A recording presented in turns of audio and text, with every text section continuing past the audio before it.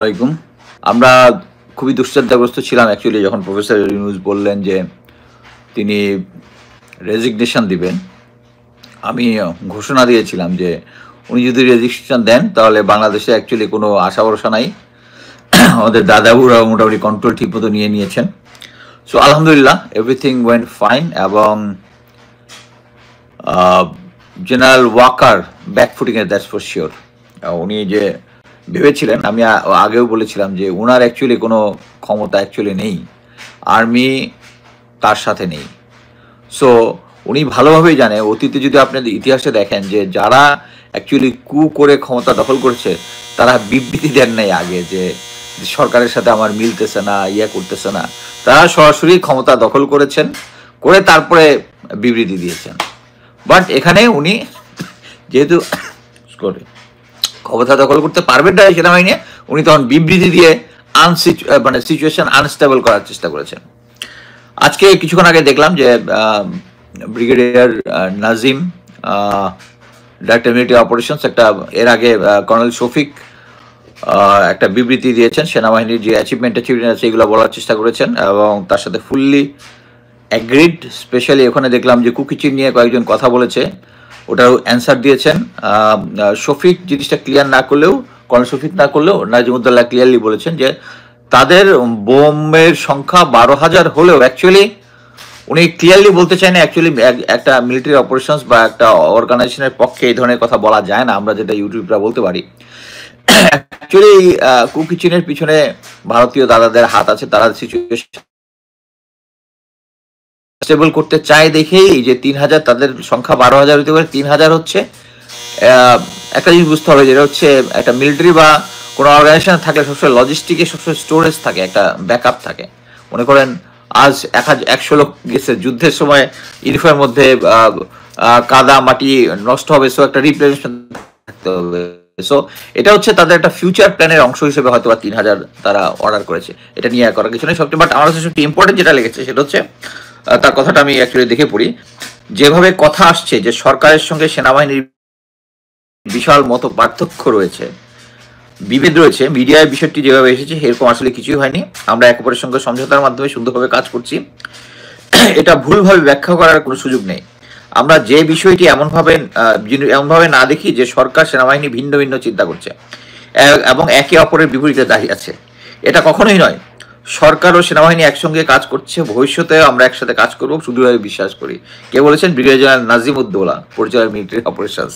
So এখানে আমাদের actually আমরা যা বুঝার, জনগণ তারা এটা বুঝে যাবে যে সেনাবাহিনী অ্যাকচুয়ালি এখন বুঝতে পেরেছে যে অ্যাকচুয়ালি তাদের যে সিচুয়েশন এটা ফেভারেবল না। দেশের মানুষ এখন সেনাবাহিনীর ক্ষমতায়ন চায় না, এটা ভালোভাবে বুঝতে পেরেই এখন এই ধরনের ব্যাকফুটিং দিয়েছেন। এখানে কিন্তু অনেকেই বলেছেন যে কিভাবে দরবারটা হয়েছে নিজস্ব ইয়ার মধ্যে, এটা কিভাবে সোশ্যাল মিডিয়াতে আসলো। আরে ভাই, সাংবাদিকদের জোগাড় করে দেখেন, ওরা আর্মি হেডকোয়ার্টার থেকেই এই ডিটেলসটা, এত ডিটেলস পেয়েছে, যেখানে তারা এই ধরনের যদি ভবিষ্যতে কু করে তাহলে সিক্রেট রাখবে জিনিসটা, আরে খুল্লা বলে দিচ্ছে যে সরকার এইটা করতেছে, ওইটা করতেছে, ওইটা করতেছে। এবং আমি দেখলাম কর্নেল শফিক খুব সুন্দরভাবে জবাব দিয়েছে যখন করিডোর নিয়ে বলেছে, সরাসরি ওইটাকে না করে নাই, বলেছে দেশের বিরুদ্ধে কোনো কিছু হইলে এটার মধ্যে আর্মি থাকবে না, সরাসরি কিন্তু করিডোর ব্যাপারে কথা বলে নাই। অ্যাকচুয়ালি শফিকের সাথে আমি চাকরি করেছি, হি is a very good officer. But তাকে আমি জাস্ট শুধু বলবো তাদের একটা জিনিস শেখার জন্য, when I was his company commander, এবং আমাদের অধিনায়ক ছিল, যিনি অধিনায়কের সাথে আমার বনিবানা হয় নাই, আমি কিন্তু অফিসিয়ালি আসলে আমার যে বিদ্রোহের কোনো সুযোগ নাই। আমাকে যখন অফিসে ডেকেছে সে অধিনায়ক, কথাবার্তা বলেছে, আমি বের হয়ে গেছি, বের হয়ে টুয়াইসিকে বলেছি যে আমি এখন অফিসিয়াল ইন্টারভিউ চাই অধিনায়কের। আমি অফিসিয়াল ইন্টারভিউতে গিয়েছি, আমার বক্তব্যটা বলেছি, এবং সেনাবাহিনীর ওই অথরিটি আছে, আমি ইচ্ছা করলে সিওর সাথে ডিসএগ্রি করতে পারি। তো শফিকের চিন্তা করা উচিত যে তোমার অধিনায়ক ছিলাম আমি কিন্তু তুমি থাকতে, তুমি জানো যে অধিনায়কের সাথে আমি ডিসএগ্রি করেছি। সো তোমার বস যদি দেশের বিরুদ্ধে কোনো কিছু করে, ইট ইজ ইয়োর ডিউটি। সেনাবাহিনী যখন জেনারেল ওয়াকার যখন বিবৃতিগুলো দিচ্ছিলেন, যখন বলতেছে নো করিডোর, তখন সেনাবাহিনীর জিজ্ঞেস করা উচিত ছিল, যারা কোশ্চেন করে, যে স্যার গত 16 বছরে যে ভারতকে যে করিডোর দেওয়া হয়েছিল তখন আপনারা কোথায় ছিলেন? তখন কেন বলেন নাই? এখন কেন বলতেছেন? শুধু তাই তো না, ভারতকে যে সমস্ত ফ্যাসিলিটি দিয়েছে, ভারতের রাডার বসানোর চেষ্টা করছে নেভির কোস্ট লাইনে, ইয়া থাকবে তাদেরকে, তারা ইয়া থাকবে। মেজর মেহেদির একটা আমার দেশের সাথে ইন্টারভিউতে যদি দেখেন যে আমাদের যে ডাটাবেস আছে সব কন্ট্রোল করছে তারেক জিয়ার কোম্পানি টাইগার আইটি এবং এর মাধ্যমে ইন্ডিয়া। এখনো এখনো একটা সফটওয়্যারের মাধ্যমে সম্ভবত ইভাইস ওর সামথিং একটা সফটওয়্যার মধ্যে বেতন দেওয়া হয় সরকারি কর্মচারী কমিশন দেয়, ওটা হচ্ছে ভারতীয় মিডিয়া ইয়া, এবং ওখানের মধ্যে সেনাবাহিনী মানে সরকারি চাকরিজীবী সবার চাকরির ডিটেলস দিতে হবে, মানে আমাদের ডাটা হচ্ছে ওদের কন্ট্রোলে। সো এখানে একটা জিনিস আমাদেরকে বুঝতে হবে যে আমরা এই যে বর্তমানে আপনারা দেখতেছেন যে সচিবালয়ের মধ্যে একটা আনরেস্ট করার চেষ্টা করতেছে, তার মানে হচ্ছে দেশকে অস্থিতিশীল করার চেষ্টা করতেছে। আমি শুধু একটা জিনিস জিজ্ঞেস করি যে যারা এখন হেভি লেখালেখি করতেছেন যে ইউটিউবাররা দেশের একটা এনার্কি পজিশন সৃষ্টি করতেছেন, এই পার্টি কিন্তু কখনো একটা কলম লিখতেছে না যে যারা সচিবালয়ে যারা করতেছে, দেখেন এই পার্টি যারা খুব সোচ্চার যে ইউটিউবার এরা দেশের মধ্যে এনার্কি সৃষ্টি করতেছে, তারা এক লাইন লিখতেছে না যে সচিবালয়ে যেটা করতেছে এটা anarchy, they must not do it. তারা ওই কথা বলতেছে না। তারা এর আগেও যারা আনসার বিপ্লব একটার পর একটা বিপ্লব হয়েছে ওইটাই কিন্তু কোনো সমস্যা নাই, কারণ দোজ আর স্পন্সর্ড বাই আপাকে নিয়ে আসার যে গ্রুপটা আছে তাদের। মানে আমি লাকিলি একটা গ্রুপের সাথে, আমি না মানে আমার এক ক্লোজ অ্যাসোসিয়েট হয়ে ইয়া হয়েছে আর কি, যারা হোয়াটসঅ্যাপ গ্রুপ করে আপা আসবে। এই যে জেনারেল প্রফেসর ইউনুস পদত্যাগ করবে এটার পরে তাদের যদি খুশি আর মিষ্টি খাওয়ার ইয়া মানে ওখানে মেসেজের মধ্যে দেখেন, মানে পাগল হয়ে যাবেন দেখা যে ইউনুস চলে যাচ্ছে এবং তারা ব্যাগ বুঝাইতে বাংলাদেশে চলে আসবে, মানে পাগলের গোষ্ঠী। এনিওয়ে, আমি যেটা বলতে যাচ্ছিলাম যে অ্যাকচুয়ালি আমি সেনাবাহিনীকে স্পেশালি বলবো যে আমি কখনোই সেনাবাহিনীর বিরুদ্ধে না। সেনাবাহিনীতে 28 বছর চাকরি, যারা আমার সাথে চাকরি করছে তারা খুব ক্লোজলি আমাকে চিনে। আমি যে এখন এখানে যে কথা বলি এটা সেনাবাহিনীকে ভালোবাসি, বাংলাদেশকে ভালোবাসি, ওখান থেকেই বলতেছি যে আমরা কোনো এনার্কি দেশের মধ্যে চাই না। মেইনলি ওই যে তিনজনের কথা বলেছেন, পিনাকি ভট্টাচার্য, ইলিয়াস হোসেন, কনক সারোয়ার, দেখেন এরা যেটা বলে এরা কিন্তু সত্য কথা বলে। আমি কনক সারোয়ারের প্রথমে আসি পিনাকি ভট্টাচার্যের কথা। পিনাকি ভট্টাচার্যের কিন্তু সব কথায় আমি ওনার সাথে আমার খুব ভালো সম্পর্ক, আমি কিন্তু সব কথায় সায় দিই না। উনি যখনই জেনারেল বলে আমি সাথে সাথে এটা অপোজ করি। আমি ওনাকে বলেই দিয়েছি যে দাদা এখানে এটা নিয়ে যত কথা বলবেন এটার বিরুদ্ধে আমি দাঁড়াবো। ফেয়ার এনাফ, উনি যেটা রাইট মনে করতেছেন উনি এটা করতেছেন, আমি যেটা রাইট মনে করছি আমি করতেছি। ইভেন ইলিয়াস হোসেনের সাথে আবার কিছু ইয়ে আছে, সে সেনাবাহিনী সম্বন্ধে মাঝে মাঝে যে সমস্ত কথা বলে আই ডোন্ট লাইক, এবং I express it clearly express it যে সেনাবাহিনীর সম্বন্ধে যে কথাগুলো বলতেছে এর মধ্যে he sometimes cross the line, but he is a patriot, এখানে কোনো ডাউট নাই। দাদা is a patriot, Kanak Sarwar patriotism নিয়ে তাদের কোনো সমস্যা নাই। তারা কারো কোনো বাহিনীর দ্বারা প্রভাবিত হয় না। এখন পিনাকি দাদা নিয়ে অনেক কিছু আসতেছেন, পিনাকি দাদার বিভিন্ন ব্যক্তিগত জিনিস নিয়ে আসতেছে। কারোর সাথে হয়তো বা উনি ক্লোজ চ্যাট করছিলেন, ওখানে কিছু ছবি পাঠিয়েছেন। বাট একটা জিনিস আপনারা বুঝবেন, সেটা হচ্ছে আমার নামেও অ্যাকচুয়ালি কয়েকদিন আগে নাগরিক টিভি, এর আগে আওয়ামী লীগ সরকার অনেক কিছু বের করেছে, বাট জিনিসটা হালে পানি পায় নাই, যেহেতু তাদের কাছে সাফিসিয়েন্ট প্রমাণ ছিল না। বাট একটা জিনিস মনে রাখেন যে যদি হতো যে আমার এরকম ইলিসিট কিছু একটা আছে বা কোনো মহিলার সাথে কোনো সম্পর্ক আছে বা কোনো কিছু আছে, এর মানে কি যে আমি এখন যে কথাগুলো বলতেছি এগুলো ভুল? শোনেন, আমি যদি ব্যক্তিগতভাবে কোনো খারাপ কাজ করি এটা তো আমি আপনার কাছে দায়বদ্ধ না, আমি আল্লাহর কাছে দায়বদ্ধ। লেট অলমাইটি জাজ মি। আপনার জাজ করার কিন্তু কোনো কিছু নাই। ইভেন ধর্ম আপনাকে জাজ করতে দেয় নাই, আনলেস দ্য অপোজিট, মানে যার সাথে আমার ইলিগাল যদি কিছু হয়ে থাকে, যদি হয়তো সে যদি কমপ্লেন না করে, আপনার এখানে কিন্তু কোনো মাথা ব্যথা নাই। সো পিনাকিদার যদি কোনো কিছু থেকে থাকে, যদি থেকে থাকে, এর মানে তো এই না যে উনি এখানে ভুল কথাবার্তা বলতেছে। সো উনি যেহেতু এরকম একটা কথাবার্তা বলেছে, অতএব তার এই কথাগুলো ভুল। It's not that, it's not that. উনি একজন solid patriot, solid patriot. Same with Ilias Hossain, same with ইয়া। এবং আমরা যে কথাগুলো বলতেছি, এই কথাগুলো বলে দেশের মধ্যে কোনো এনার্কি ইয়া করার জন্য না। আপনারা যতই বলেন 32 নম্বর ভাঙা যদি একটা এনার্কি হয়, এটার দরকার ছিল, এটার দরকার ছিল। আমরা সুশীলভাবে জিনিসপত্র দেখতে গিয়েই বাংলাদেশের বর্তমানে এই পরিস্থিতিতে আমরা নিয়ে আসছি, বর্তমানে আমরা এই পরিস্থিতি নিয়ে আসছি। এই যে এখন আমরা যদি মানে দ্যার ইজ রুলস, ইচ্ছা করলে এই যে যারা সচিবালয় করতেছে, এই সচিবালয়ের যে কাজটা করতেছে এটা কিন্তু আওয়ামী লীগের কার্যের সাথে রিলেটেড, রিলেটেড। বাট সবচেয়ে দুঃখজনক যেটা, সবচেয়ে দুঃখজনক যেটা, আমার ফাদার ছিল হার্ডকোর বিএনপি, হার্ডকোর বিএনপি। সেই সূত্র ধরে আমি ছোটবেলায় আমার বাপের সাথে গিয়েছি প্রেসিডেন্ট জিয়ার ইয়া শুনতে। পটুয়াখালীতে আব্বা যখন পোস্টিং ছিল, বৃষ্টির মধ্যে ভিজে রাত জেগে জেগে ছাতা মাথায় দিয়ে বৃষ্টির মধ্যে ওনার বক্তৃতা শুনতে আসছিলাম একটা ক্রাইসিস টাইমে, আমার এখনো মনে আছে। বাট কথা হচ্ছে, এই বর্তমান বিএনপির সাথে তো আমি কোনো মিল খুঁজে পাচ্ছি না, আমি কোনো মিল খুঁজে পাচ্ছি না। এখন মনে করেন আর বিএনপি নির্বাচন চায়, সবকিছু ঠিক আছে, আচ্ছা নির্বাচন চায়, তাদের যে যারা ছাত্র উপদেষ্টা যারা আছে, সমন্বয়ক যারা উপদেষ্টা হয়েছে, তাদের ইয়া চায়, আমি অ্যাগ্রিড, আমি অ্যাগ্রিড। আমি আগেই ইয়াতে বলেছি যে আমি অ্যাকচুয়ালি ছাত্ররা যত ইয়া হোক, তারা পাওয়ারে আসুক একটা ইয়ার পরে আমি একটা পছন্দ করি নাই, বাট আমি সাপোর্ট দিয়েছি যেহেতু তারা অলরেডি হয়ে গেছে তাই। বাট এটা করতে পারে, কিন্তু বিএনপি কেন ডক্টর খলিলুর রহমানের বিরোধিতা করবে? ডক্টর খলিলুর তো ভারত করতেছে, তাই না? ভারত করতেছে, বিএনপি কেন করবে? এটার হিসাবটা কি? এটা কোনো হিসাব আছে? আমার তো হিসাব কোনো কিছু মিলে না। এখন যে বর্তমানে আমি একটা জিনিস দেখলাম যে বিএনপির নেতা সালাউদ্দিনের ইয়া নিয়া এক পার্টি বলতেছে, ও জুলকারনাইন সাহেব দেখলাম পোস্ট দিছে যে ওইটার দাম এত কম, যে রিসোর্টটাতে ছিল এই সেই ছিল।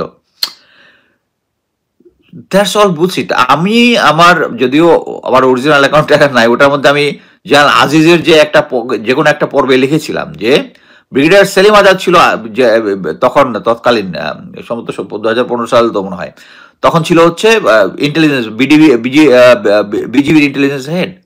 তারা মিলে রংপুর দিনাজপুর ওই এলাকার বর্ডার দিয়ে ইয়াকে বিএসএফ এর হাতে তুলে দিয়ে আসছে। এবং এটা সালাউদ্দিন সাহেবের মতে না, তাকে কিডন্যাপ করে নিয়ে যাওয়া হয়েছে। কিন্তু ওখানে যাওয়ার পরে যেটা হয়, এটা কোল্ড ওয়ার টাইমের অনেক স্পাই মুভি দেখলে এটা বোঝা যাবে। কেউ যদি শত্রুর দেশের মধ্যে কিছুদিন থাকে, তাদেরকে প্রথমেই চেষ্টা করে মোটিভেট করে তার দলে যোগ ধরবে, এবং এইটাই অ্যাকসেপ্ট হয়েছে, এটাই অ্যাকসেপ্ট হয়েছে। এখন যে যারা ইয়া দিতেছেন যে প্রফেসর কে সালাউদ্দিন সাহেব যে ওখানে ছিল, এটা একটা সাধারণ হোটেলে ছিল, কি সানরাইজ ইয়া নাকি কি একটা নাম দেখলাম ছিল, ওখানে ছিল। তো ওটার দামও বেশি না, মাসে এত টাকা, কম দাম, এটা তো উনি এফোর্ড করতেই পারেন। হ্যাঁ, করতেই পারেন। তাহলে মানে এটা যদি স্বাভাবিক ঘটনা হয়, স্বাভাবিক ঘটনা, তাহলে যারা তার সাথে দেখা করতে গেল তাদের উপর শর্ত দিল কেন? এটা সোশ্যাল মিডিয়াতে দেওয়া যাবে না, ইয়া করা যাবে না। তাদের তো আরো খুল্লাম খুল্লা বলা উচিত, আমাকে কিডন্যাপ করে নিয়ে আসছে। এবং সে ভারত এখন যেটা বলতেছে, ভারত এখন যে দেশ, সালাউদ্দিন দেশ আইসা কোনো মামলা টামলা করেছে?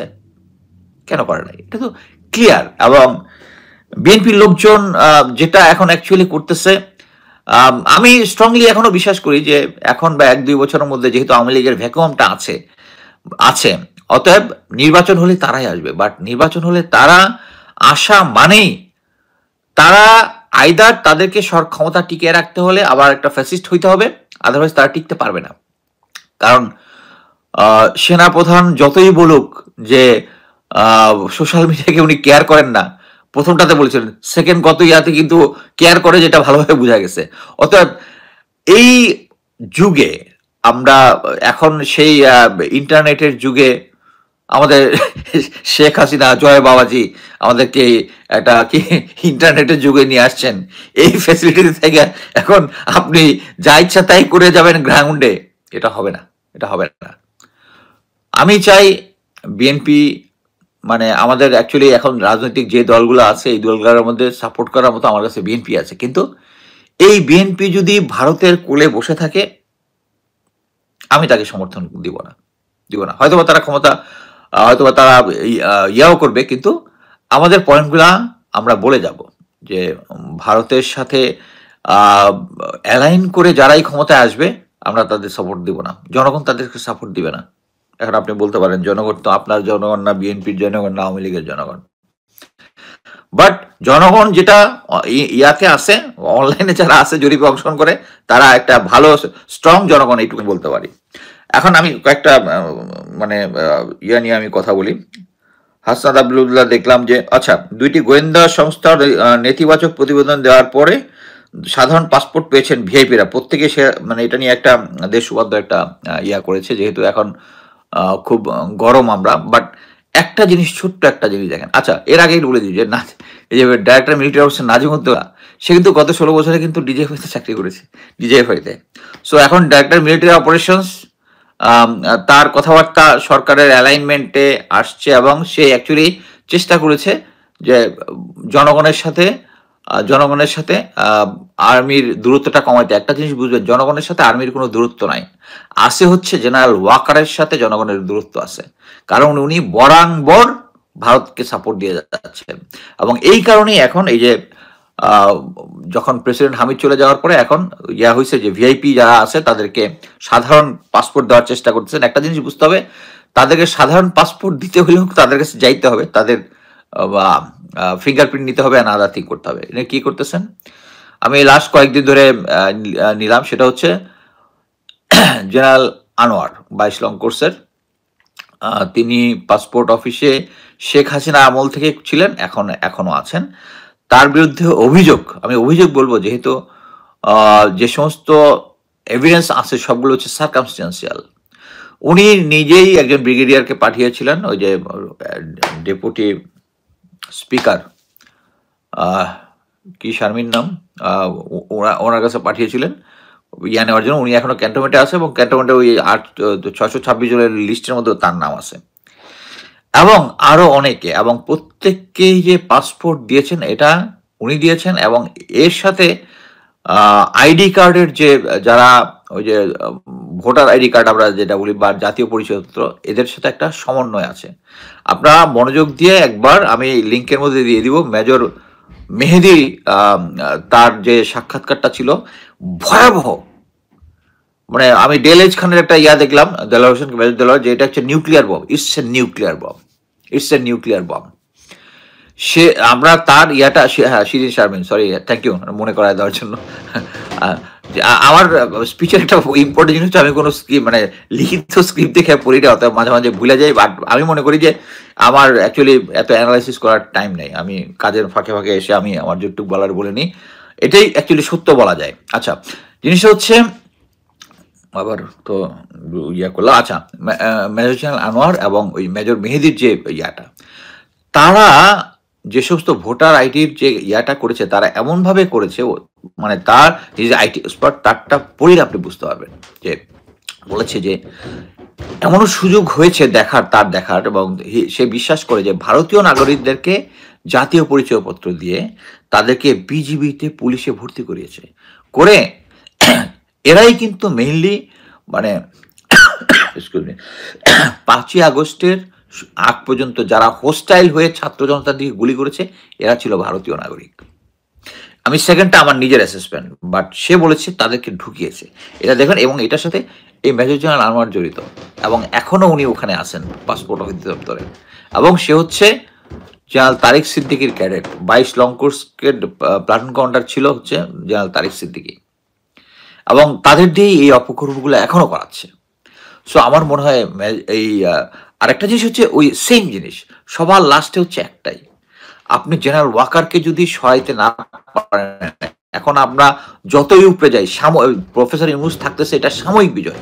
প্রফেসর ইউনুস থাকার কারণে, জেনারেল ওয়াকার থাকার কারণে, এবং অ্যাকচুয়ালি এই যে আমি যেটা শুনেছি একদম হর্সেস মাউথ থেকে, যে জেনারেল ওয়াকারের এই বিবৃতির সাথে লিঙ্কড আপ হচ্ছে সচিবালয়ের যে অসহযোগিতা ইয়াটা যেটা, বাট তারা একটু ব্যাক আপ করছে যে এই হঠাৎ করে জেনারেল ওয়াকারের সিচুয়েশনটা যে স্টেবল হয়ে যাবে এটা তারা ভাবতে পারে নাই। বাট আই বিলিভ সরকার এটা ঠিক মতো দেখবে। আচ্ছা, এবং সরকারি চাকরির সংশোধিত আদেশ 2000, আমি একটা স্ট্যাটাস দিয়েছি, সরকারি চাকরির সংশোধিত অধ্যাদেশ 2025, এখানে বলেছে সরকারি কর্মচারী যদি কোনো কাজে লিপ্ত হন বা অনানুগত্যের সামিল বা যা যে কোনো সরকারি কর্মচারীর মধ্যে অনানুগত্য সৃষ্টি করে বা শৃঙ্খলা বিঘ্নিত করে বা কর্তব্য সম্পাদনে বাধার সৃষ্টি করে, অন্যান্য কর্মচারীদের সঙ্গে সমবেতভাবে এবং এককভাবে ছুটি ছাড়া অন্য কোনো যুক্তিসঙ্গত কারণ ছাড়া নিজ কর্ম থেকে অনুপস্থিত থাকেন এবং বিরত থাকেন এবং কর্তব্য সম্পাদনে ব্যর্থ হন, অন্য যে কোনো কর্মচারীকে তার কর্ম থেকে অনুপস্থিত থাকতে বা বিরত থাকতে বা তার কর্তব্য পালন না করার জন্য উস্কানি দেন বা পরিচিত করেন এবং যে কোনো সরকারি কর্মচারীকে তার কর্মে উপস্থিত হতে বা কর্তব্য সম্পাদনে বাধাগ্রস্ত করেন, তাহলে তিনি অসদাচরণের দায়ে দণ্ডিত হবেন। সিম্পল, এদেরকে দণ্ডিত করতে হবে। আমার কথা হচ্ছে, আমি দুইটা জিনিস বিশ্বাস করি। একটা হচ্ছে ভারতের সাথে সম্পর্ক ঠিক করার জন্য, তাদেরকে হার্ডলাইন দেওয়ার জন্য আমাকে যদি 1 বছর মানে আধা পেটা খাইতে হয়, আমি রাজি আছি। আমি মনে করি জনগণ রাজি থাকবে। এখানে আমরা আবার এক পার্টি বলতে পারেন, আপনি তো আমেরিকায় থাকেন, সাফার তো করবো আমরা। ভাই, এইটার জন্য যদি সরকারকে সাপোর্ট দেওয়ার জন্য রেমিটেন্স পাঠাইতে হয়, আমি মাসে $100 করে পাঠাইতে রাজি আছি, যেটা আমার ক্ষমতার মধ্যে, এর বেশি হলে পারবো না, রাজি আছি। এবং আপনাদেরকে বলি, যারা আন্দোলন করেছিল এখান থেকে অংশগ্রহণ করি নাই, কিন্তু আমার যতটুকু সামর্থ্য আমি সাহায্য করেছি অনেক পার্টিকে, আমি এখানে নাম বলতে চাই না। সো মানে কিছু দিতে পারবো না, দরকার হলে আধা পেট খেয়ে থাকবে। এবং আমি মনে করি যে সরকার যদি, আপনি যদি চিন্তা করেন 71-এর পর যুদ্ধের মধ্যে অনেক অফিসার মারা যাওয়ার পর তখন শুরু হয়েছিল, তখন সবকিছু শর্টেজ ছিল। আমরা ওইভাবে চিন্তা করবো, সচিবালয়ের মধ্যে অর্ধেক যদি চলেও যায়, তাদের দিয়ে সরকার চালানো যাবে। কষ্ট হবে, কিছুদিন কষ্ট হবে, বাট কথা হচ্ছে সবাইকে একটা শিক্ষা দিতে হবে যে আমরা ইচ্ছাগুলি মানে দাবি আদায়ের নামে যা ইচ্ছা তাই করতে পারি না। আমি তাই মনে করি। এবং সবাই যে একটা বিশ্বাস করেন এই 30-35 জন জেনারেলকে আউট করে দিলে সেনাবাহিনীতে অনেক কিছু কিচ্ছু হবে না, কিচ্ছু হবে না। 71-এর পরে মেজর জেনারেল ছিলেন, তাদের বয়সটা 10 থেকে 12 বছর চাকরি, 10 থেকে 12 বছর। আমি লেফটেন্যান্ট কর্নেল হয়েছি কবে? 18-19 বছরে চাকরিতে। আর 18-19 বছরে প্রেসিডেন্ট জিয়া যখন মারা যায়, তার বয়স কত ছিল? 43 or something, মনে নাই এক্স্যাক্টলি। বাট এই জিনিসটা এখন কথা হচ্ছে, সেনাবাহিনীতে যারা একটা ইয়ার ভিতরে ঢুকে, যার 10 বছর চাকরি, সে সবকিছুই বুঝে, অ্যাটলিস্ট চালানোর ক্ষমতা আছে। এবং এই 30 জনকে সরাই দিলে কিছু, এই 30 জনকে যদি না সরাই দেয়, জেনারেল ওয়াকার যদি না সরায়, তাহলে বাংলাদেশের ভবিষ্যৎ ওই যেটা আছে খোঁড়ায় চলতে থাকে, খোঁড়ায় চড়ে। এখন সরকার অ্যাকচুয়ালি খোঁড়ায় চলতে, হ্যাঁ সরকারের মধ্যে ব্যর্থতা আছে, কিন্তু তাদেরকে কাজ করতেই তো দিচ্ছে না। তাদেরকে কাজ করতে, এই সচিবালয়ের মধ্যে আন্ডারটা এটার সাথে লিঙ্ক উইথ আওয়ামী লীগ। একটা জিনিস মনে রাখবেন, তারা এই সরকারের 16 বছরের মধ্যে ভারতীয় এজেন্ট ঢুকাইছে, আর হচ্ছে টাকা পাচার করছে। এখন তারা এক হচ্ছে টাকাও কাজ করতেছে, এই যে বিএনপি নাচানাচাই করতেছে, এর মধ্যে টাকায় যে মানি ইজ ইম্পর্টেন্ট ফ্যাক্টর। আমার কাছে খুব কষ্ট লাগে এই বিএনপি সম্বন্ধে নেগেটিভ কথা বলতে, আমি নেগেটিভ বলতে চাই না। এবং আমার কিছু শুভানুদ্দীন আছে, তারা আমাকে এর আগে বলছিল যে আমার নাকি ইহকাল পরকাল সব চলে গেছে। ইহকাল কি? ইহকাল হচ্ছে আওয়ামী লীগের সময় আমার কোনো খানা নাই, আর পরকাল হচ্ছে বিএনপি যখন ভবিষ্যৎ খানা নাই, মানে আমি আজীবন যা যাবো থাকবো। এনিওয়ে, সত্যের পথে দাঁড়ানোর জন্য আমি যেটা আছি, আমি আল্লাহর উপর ভরসা করি।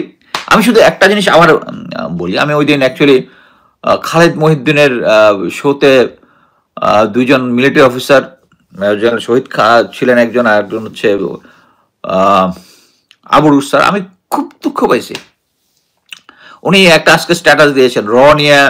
আচ্ছা, স্ট্যাটাসটা আমি তাহলে পড়ি। আচ্ছা, র নিয়ে দিচ্ছেন যে HIS মানে হোস্টাইল ইন্টেলিজেন্স সার্ভিস, এর অর্থ কি? গুগল না করে এদের 99% মনে করতে পারেন ব্লা ব্লা, মানে হচ্ছে উনাকে রয়ের এজেন্ট বলতেছেন। তা আমি এটা নিয়ে বলেছি, স্যার আসসালামু আলাইকুম, আপনি ভারতীয় র নিয়ে বই লিখেছেন, অনুবাদ করেছেন, যা আমি রেফারেন্স হিসেবে ব্যবহার করি। তবে নিজে একজন প্রশিক্ষিত প্রফেশনাল গোয়েন্দা অফিসার হিসেবে যখন বর্তমান তথ্যপত্র বিশ্লেষণ করে দেখি জেনারেল ওয়াকার আওয়ামী ভারতীয় এজেন্ডা বাস্তবায়ন করছে এবং আপনি তাকে অযৌক্তিকভাবে সমর্থন দিয়ে যাচ্ছেন, তখন প্রসেস ইন্টেলিজেন্স মতে আপনি ভারতীয় রয়ের এজেন্ট বাস্তবায়ন করছেন। এখানে ফুল স্টপ লিখে দেয়, বাট আমি ফুল স্টপ বলতে চাই। আপনি হয়তো কোর্সমেটকে সমর্থন করছেন বলে নিজেকে সান্ত্বনা দেবেন, কিন্তু তবে বাস্তবতা হচ্ছে তার হাতে রক্তের দাগ। রক্তের দাগ বলতে বুঝাইছি 5 তারিখে 4 তারিখের আগ পর্যন্ত সেনাবাহিনী যে সমস্ত ভিডিও দেখেছেন তার আন্ডার কমান্ড দে আর ফায়ারিং টুয়ার্ডস পিপল, এবং ওইটার বিরোধিতা করে আমরা ইউএন হেডকোয়ার্টারে দাঁড়িয়েছিলাম এখানে আমাদের কমিউনিটি থেকে। আচ্ছা, আপনি হয়তো কোর্সমেটকে সমর্থন করছেন বলে নিজেকে সান্ত্বনা দিবেন, ওয়াকার স্যার এবং আবরুর স্যার হচ্ছে কোর্সমেট। বাস্তবতা হচ্ছে তার হাতে রক্তের দাগ। আমি আপনার মতো ডিলেমাতে ছিলাম দীর্ঘদিন আমার কোর্সমেট জিয়াউল আহসান নিয়ে, তার হাতে রক্তের দাগ ছিলাম, ডিলেমা কেটে গেছে। বাট আপনার ডিলেমা কতদিনে কাটবে আই ডোন্ট নো, বাট একদিন কাটবে। আপনি বুঝতে পারবেন যে দেশের এই সিচুয়েশনে আপনি টাইরেন্টের সহযোগী হচ্ছেন। আপনি নিজে অ্যান্সার দেবেন, সেটা আপনি ভালো মতো জানেন। আরেকটা হচ্ছে ভারতীয় মিডিয়াতে খলিলুর রহমান নিয়ে কি হচ্ছে একটা বলি। Khalil Rahman a foreign mercenary মানে ভাড়াটে যোদ্ধা, is a national security adviser in the illegitimate মানে হচ্ছে অবৈধ সরকার। Yunus regime has been advancing numerous agenda that would ultimately threaten the sovereignty of Bangladesh. Achha. He also was hatching a dangerous conspiracy of getting Army Chief General Wakaruzzzaman assassinated. তাকে খুন করার চেষ্টা করছে, and totally destroy the Bangladesh Army. Bangladesh Army K totally destroy করে দিত। আচ্ছা, as his heinous plots are now fully exposed, it is anticipated that foreign passport holder May free Bangladesh any time, বাংলাদেশে পাওয়া যাবে ফরেন পাসপোর্ট হোল্ডার। বাট উনি কিন্তু নিজে অনেকবার বলেছেন ওনার কোনো ফরেন পাসপোর্ট নাই। তারপরে প্রতিবার আওয়ামী রেজিমেরা বলতেছে ফরেন পাসপোর্ট হোল্ডার, উনি কিন্তু নিজে বলতেছে আরে ভাই তুমি না হলে তুমি প্রমাণ দাখিল করো যে ওরা এটা হচ্ছে বিদেশি পাসপোর্ট। এত তোমাদের লোকজন এত আছে, জুলকার নাইন স্যার কিছুদিন পরে পরে লোকজনের গোপন তথ্য নিয়ে আসে, গোপন তথ্য নিয়ে আসেন, অসুবিধা কি? তার তো বিভিন্ন জায়গায় কানেকশন আছে, ওইটা তো পারতেছেন না। আচ্ছা, এটা কি স্যার রেজা সাহেব হঠাৎ কেন ওয়াকার প্রেমী হয়ে উঠলেন? মেজর রেজা, হ্যাঁ আমি জিনিসটা খেয়াল করেছি। আমি বলবো উনি সুবিধা নেওয়ার চেষ্টা করতেছেন। এনিওয়ে, আচ্ছা, তারপরে আমি যেটা বলতে যাচ্ছি যে জেনারেল ওয়াকার সম্বন্ধে যখন আমি আবার বলি যে প্রথম যখন হাসনাত আব্দুল্লাহ করলো যে উনি চাচ্ছেন মডারেট আওয়ামী লীগ, প্রফেসর ইউনূসকে করতে চান নাই, কি বলে উনি কনভিক্টেড লোক, এরপরে এগুলো কিন্তু আবুল স্যার সুন্দরভাবে সাপোর্ট দিয়ে গেলেন। এটা হইতেই পারে নাকি? এটা নাকি হইতেই পারে। আচ্ছা, তারপরে দেখলাম যে মানব জমিন সহ বেশ কিছু জেনারেল ওয়াকারকে নিয়ে হেভি লেখালেখি করতেছে। এখন যখন প্রফেসর ইউনূসকে যখন করলো যে আওয়ামী লীগকে নিষিদ্ধ করা নিয়ে কথা বললো, তখন আবার ঘোস্ট রাইটাররা তার নামে লিখতেছে। বাট এই লেখাগুলো অ্যাকচুয়ালি ফাইনালি কোনো কাজে আসবে না, এটা তাদের মাথায় আসবে না। শেখ হাসিনার আমলে এত ঘোস্ট রাইটার এত কিছু হয়ে কাজ হয় নাই, এখন হবে। নেহায়েত আমরা বেশি সুশীল দেখে এখনো এই আওয়ামী লীগ স্পন্সর গুলো এখনো আছে। শুধু তাই না, আমি তো এটা ভালোভাবে বুঝতে পারি যে আওয়ামী লীগ আর্মির ভিতরে যেটা আছে, আমি 24th লং কোর্সের আমার কোর্সমেটের একটা বড় গ্রুপ, তাদের গ্রুপের যে একটা হোয়াটসঅ্যাপ গ্রুপ আছে, আমি ওটার মধ্যে যখন 5ই আগস্টের পরে একজন ভুল করে ঢুকাই দিয়েছিল, সাথে সাথে আবার বের করে দিয়েছে ওখানে, অ্যাজ ইফ আমি ওখান থেকে তো নিজে এসেছিলাম আগে। এরা এখনো মনে করে যে জিয়াউল আহসান একদিন হয়তো ফিরে আসবে, তাদের কান্ডারি জেনারেল ওয়াকার সিচুয়েশনকে হোল্ড করবে এবং আপা একদিন চলে আসবে, তাদের সকল সমস্যার সমাধান হয়ে যাবে। এখন এক পার্টি ওটা বিশ্বাস করে, তার মানে হচ্ছে আর্মিটা ইম্পর্টেন্ট লোকজন বিশ্বাস করে। আমি অবাক হয়ে দেখলাম এই প্রফেসর ইউনূস কি বলে জেনারেল ওয়াকারের বক্তব্যটার পরে যখন প্রফেসর ইউনূস বললেন যে উনি রিজাইন দিবেন, এক পার্টি আর্মি গ্রুপের মধ্যে যে একটা দেখলাম, এরা মেইনলি এক পার্টি আছে রিটায়ার্ড যারা আর্মির করে কি বলে আর্মির বিভিন্ন জায়গায় সেনা কল্যাণ চাকরি করে, এই পার্টি একটা আছে যারা রিটায়ার করতেছে, এরা ঝাঁপায় পড়ছে। এক পার্টি মেজর পার্টি আছে ঝাঁপায় পড়ছে যারা প্রমোশনটা ওটা আওয়ামী লীগের আমলে হয় নাই, একবারে লাস্ট মুহূর্তে যে রিটায়ারমেন্টের আগে একটা প্রমোশন, মেজর থেকে লেফটেন্যান্ট কর্নেল হয়ে রিটায়ার্ড হবে, ধুমায়া জেনারেল ওয়াকারের পক্ষে লিখতেছে। হোয়ারেস দেখেন জেনারেল ওয়াকার যারা জেনুইন যারা চাকরিচ্যুত হয়েছে গত 16 বছরে, এদের জন্য কিছুই হতেছে না। আমি আগেও বলেছি, ব্রিগেডিয়ার জেনারেল বাড়ি উনি গিয়েছেন, উনি ডেজার্টার ছিলেন, উনাকে সেনা আইন অনুযায়ী অন্তরীণ রেখে তাকে চাকরিচ্যুত করছে। আর কর্নেল হাসিন, যার গ্লোরিয়াস পাস্ট আছে আর্মিতে, সে এখনো চাকরিচ্যুত। আমি যখন ওনার সাথে করি, উনি দেখি লেখে হাসিনুর রহমান বীর প্রতীক, আর যেখানে কেউ লেফটেন্যান্ট কর্নেল লেখলে উনি বরখাস্ত লেখে উনি ইয়াতে। কি জন্য? কারণ যেহেতু উনার স্ট্যাটাসটা এখনো উনি এখন পর্যন্ত জেনারেল ওয়াকারের সাথে, জেনারেল ওয়াকার এখন হাসিন স্যারকের সাথে করতেছে, কি বলে, নেগোশিয়েট করতেছে যে যদি হাসান নাসির স্যারের সঙ্গ ত্যাগ করে তাহলে উনাদের সবকিছু দিয়ে দিবে। বাট উনি তো কম্প্রোমাইজের লোক না। সো এখানে জেনারেল ওয়াকার এই সমস্ত হেনিয়াস ক্রাইমগুলা করতেছে, এবং উনি ভালো মতোই জানে যে জনগণ যেরকম তাকে চিনছে এবং আর্মিও চিনছে। এই জন্যই উনি যারা পাওয়ার টেক ওভার করে, করে তারা আগে করে তারপরে স্টেটমেন্ট দেয়, আর উনি স্টেটমেন্ট দিছে বসে আছে, কারণ জানে আর্মি উনার সাথে আসবে না। অ্যাকচুয়ালি আমার তেমন কোনো কিছু নাই। আচ্ছা, একটা নিউজ দেখেছেন কিনা, দেশের ইতিহাসে সবচেয়ে বড় প্রতিনিধি দল নিয়ে বাংলাদেশ সফরে আসছেন চীনের বাণিজ্য মন্ত্রী। আচ্ছা, তাদের না এই সরকারের সাথে রাগ হওয়ার কথা, এই করিডোর দিয়ে দিচ্ছে, করিডোর দিলে ইন্ডিয়া কি চায়না রাগ হওয়ার কথা, উল্টা প্রতিনিধি দল নিয়ে কেন আসতেছে? আপনাদের মনে প্রশ্ন জাগে না যে জেনারেল ওয়াকার যে সমস্ত কথাবার্তা বলছে, দিস রং থিং। আমি একটা জিনিস বলি, এই করিডোর যেটা আছে এখন, যত ত্রাণের লাইন বলেন আর যাই বলেন, এটা আমাদের না দিলে আমাদের দেশের জন্য ক্ষতি হবে, সিম্পলি দেশের জন্য। সরকার এখন পর্যন্ত প্রফেসর ইউনূস যে কটা ডিসিশন নিয়েছেন, all are good for Bangladesh. আমি চোখ বন্ধ করে কাউকে সাপোর্ট দিই না। আমি বলেছি যে আমি বিএনপির সাপোর্টার, কিন্তু আমি তো অন্ধ না, চোখ বন্ধ করে আমি কাউকে সাপোর্ট দিব না। আমি বিএনপি যারা করে, আমি ফেসের মধ্যে দেখতেছি এরা সব পড়ছে, মানে ঝুলা পড়ছে এখন ইয়াকে, প্রফেসর কি সালাউদ্দিনকে এখন নবী রসুল বানানোর জন্য একদম ঝাঁপায় পড়তেছে। বাট কথা হচ্ছে, আমরা তো অন্ধ লোক না। আমি ওই অন্ধ লোক না যে প্রফেসর ইউনূস দেশের বিরুদ্ধে একটা জিনিস করবে, খলিলুর রহমান কিছু একটা করবে, তাকে অন্ধভাবে সাপোর্ট দিয়ে যাবো। Not that. আমি যখন সেনাবাহিনীতে ঢুকেছি, দেশের জন্য প্রতিজ্ঞাবদ্ধ হয়েছে, করবো যে দেশের জন্য করবো, কারণ দলের পক্ষে না। আর একটা জিনিস, খলিলুর রহমান সম্বন্ধে একটা আছে যে উনি একজন জিনিয়াস মানুষ, নলেজেবল মানুষ। তাদের উনি দেশের জন্য ভালো করবেন, অফকোর্স। বাট এখানে আমি একটু ডিফার করবো, উনি জিনিয়াস দেখে দেশের জন্য ভালো করবেন তা না। আমি আমার চাকরির লাইফে অনেক জিনিয়াস অফিসার দেখেছি, আউটস্ট্যান্ডিং অফিসার দেখেছি, যারা যেটাকে পিনাকি চালচালা প্রমোশন পেয়ে অ্যাটলিস্ট ব্রিগেডিয়ার জেনারেল পর্যন্ত হয়ে যেত। বাট তারাও নিজেদের জিনিয়াসনেসের উপর, তারা জিনিয়াস, ভর করে নাই। ভেরি ফিউ নিজেকে রিস্ট্রেইন রাখছে, এই সমস্ত জিনিসের মধ্যে রিস্ট্রেইন রাখছে, ভেরি ফিউ। তারা অ্যাকচুয়ালি যখন এই যে কয়েকদিন আগে দেখলাম বাপ্পারাজ একটা স্টেটমেন্ট দিয়েছে, যারা বিভিন্ন জায়গায় যাওয়ার ব্যাপারে তারা সে রিস্ট্রেইন করেছে। আমি আরেকজনের কথা বলবো, মানে আপনারা সবাই নাটক করে টনি ডাইসের কথা জানেন, সে আমার খুব ক্লোজ, তার সাথে আমার ডিটেলস কথা হয় বিভিন্ন রাজনীতিক গিয়াটিয়া নিয়ে।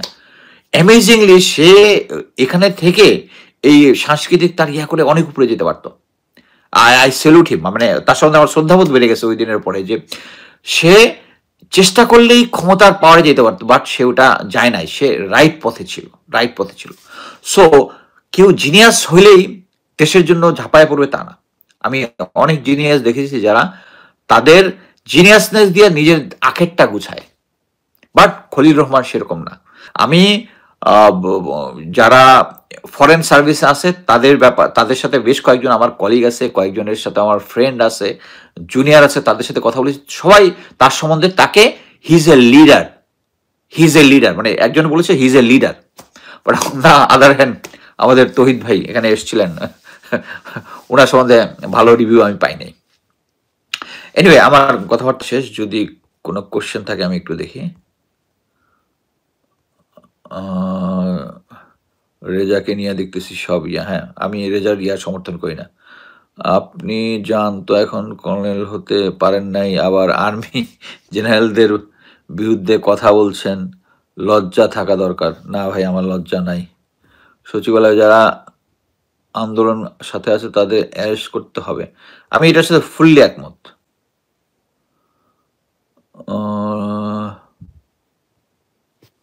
In 97, 90,000 Pakistani soldiers surrendered to Indian Army under the able leadership of ex-Prime Minister Indira Gandhi. Grow up, kid. Of course, of course, of course. আমাদেরকে সাহায্য করেছেন আপনাদের নিজের স্বার্থে। আপনাদের নিজস্ব ক্রিটিকদের বইতে লেখা আছে যে আপনারা সাহায্য করেছেন হচ্ছে পাকিস্তানকে ভেঙে দুর্বল করার জন্য। হ্যাঁ, দুর্বল করেছেন। আমার কথা হচ্ছে আমাদের ওই লাভের গুড়টা আমরা খাইছি যে হ্যাঁ, আপনার ইন্টারেস্ট আমার ইন্টারেস্ট মিলে গেছে, সো আপনার সাহায্য আমরা নিয়েছি। এবং এটার জন্য তো আপনারা তো কম নেন নাই আওয়ামী লীগের কাছ থেকে, সবকিছু নিচ্ছেন। আমার গ্রো আপ হওয়ার দরকার নাই। আমরা অলরেডি গ্রোন আপ, আমরা অনেক গোড়া, আমরা বুঝি আপনাদের প্যাচ যারা আছে 90,000 সোলজার, ওই 90,000 সোলজারের যে আর্মস অ্যামুনিশন, এটা এই দেশের মধ্যে মাটির ভিতরে যেটা ছিল ওটা তো আমাদের হক ছিল। আপনারা নিয়ে গেছেন কেন চুরি করে? মানে মুখ খারাপ আসতেছে। আমাদের দেশের যে সমস্ত জিনিস চুরি করে নিয়ে গেছিলেন, হ্যাঁ, আমাদের মেশিনারি নিয়ে গেছেন, এবং টয়লেটের বাথরুমের ফিটিংস নিয়ে গেছিলেন ক্যান্টনমেন্ট থেকে, হ্যাঁ, তখন লজ্জা লাগে না আপনার? তখন লজ্জা লাগে না? ফালতু কথা বলে আসছেন, গ্রো আপ কিড, ফালতু। ভাই আপনি দেলোয়ার স্যার সহ দেল খান, মেজর জিয়া, পিনাকি দাদা, ইলিয়াস কনক এখানে একত্রে কিছু একটা করেন। একত্রে হ্যাঁ করা যায়, বাট আমাদের হয়েছে কি অনেকের অনেক ধরনের এজেন্ডা, অনেক ধরনের এজেন্ডা কখনো একসাথে মিলে নাই। বাট দেলোয়ার হোসেন খান, আমি তার কথা খুব মানে হিজ এ পলিশ জেন্টেলম্যান, খুব সুন্দরভাবে কথা বলে, ট্যাকটিক্যাল জিনিসগুলো খুব এত সুন্দরভাবে, আমার তো অগোছালো না, আমি তো এসে অগোছালোভাবে আমার জাস্ট স্পিচটা দিয়ে চলে যাই, বাট সে খুব গুছানো কথা বলে, কথা বলে। বাট তার বানানো যে জনতার দল যেটা আছে ওটা নিয়ে আমি এখনো কোনো কমেন্ট করবো না, আমি শুধু ওয়াচিং। কারণ ওই দলের মধ্যে অনেকেই আছে, হাসিনা স্পেন্সার অনেকে আছে। বাট যেটা হয় ওখানে যে শামীম কামাল স্যার হচ্ছে, তার বোধহয় বিএমএম এর প্লাটুন কমান্ডার ছিল। সো আমাদের যাদের প্রশিক্ষক যারা থাকে তাদের প্রতি আলাদা একটা শ্রদ্ধাবোধ থাকে। আমি এখনই কোনো কমেন্ট করবো না, কারণ এর অ্যাডভাইজার গ্রুপের মধ্যে অনেকেই আছেন যারা শেখ হাসিনার সাথে ছিল। So I observe, but personally দেলোয়ারকে আমি খুব পছন্দ করি, মেজর দেলোয়ারকে, এবং তার কথাবার্তা আমি খুব পছন্দ করি। ওকে, আর যদি কোনো কথা না থাকে আমি আজকে শেষ করছি। আল্লাহ হাফেজ।